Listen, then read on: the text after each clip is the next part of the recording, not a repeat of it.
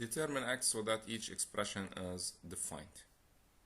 First of all, let's talk about the following expressions: ax over bx, which is a rational function. This rational function is defined for b of x is different than 0. And if we are talking about a rational function in the form of radical a of x, in this case the radicand, which is a of x, should be greater than or equal to 0. Let's start by the exercise. Right here, the first expression is in the form of a rational function, which is x minus 1 over absolute x minus 2, and the condition will be in the denominator, which should be different than 0. In this case, in order to find the restrictions, I'm going to solve x minus 2 equals to 0, and it will be x minus 2 equals to 0 and x equals 2. So this expression is defined for all values of x except this value. So it's defined for all values of x except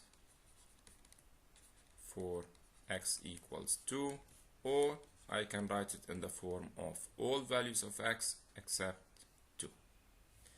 Solving the second one, it's in the form of irrational function. Irrational function directly, the radicand right here, which is absolute x minus 1 minus 2, should be greater than or equal to 0, which will give us that absolute x minus 1 is greater than or equal to 2.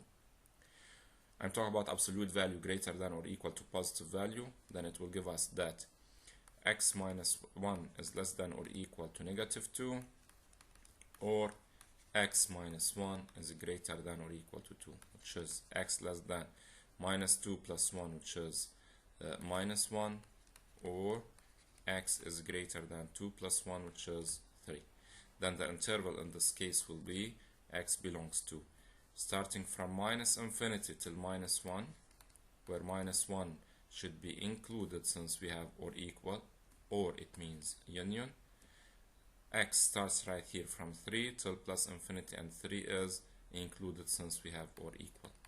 So this is the interval. In part 3 right here we have 2x over x minus 3, absolute x minus 3 plus 2. So I'm going to deal with rational function, and the condition will be on x minus 3 plus 2 should be different than 0. As we said, I'm going to solve the equality and get rid of the restricted values. Then right here I will get that absolute x minus 3 plus 2 equals to 0, implies x minus 3 equals to negative 2. I'm dealing with positive value equals to a negative value, which is impossible, no solution in this case. So there is no values for which the denominator equals to 0. Then this condition is satisfied, then it is defined for all values of x, and the solution will be the set of real numbers x belongs to R.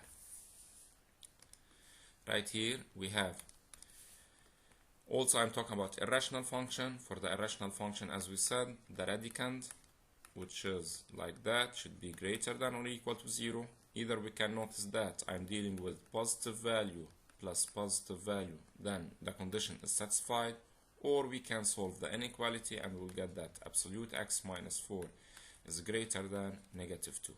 A positive is greater than a negative, then it is defined for all values of x, and also in this case I will get that x belongs to